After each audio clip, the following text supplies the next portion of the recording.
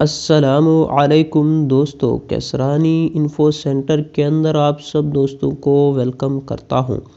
ایک دفعہ علامہ اقبال ایک کرائے کے مکان میں رہتے تھے۔ مکان بہت پرانا اور ٹوٹا پھوٹا تھا اور اس کا کرایہ بھی زیادہ تھا۔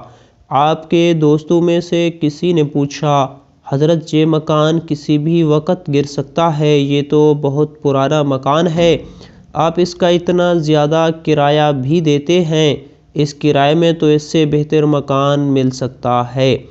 علامہ اقبال نے جواب دیا، آپ ٹھیک کہتے ہیں، لیکن آپ کو معلوم نہیں، یہ مکان ایک بیوہ کا ہے جس کے بچوں کا گزر بسر اسی مکان کے کرائے پر ہے، ان کے پاس اس کے سوا کچھ نہیں۔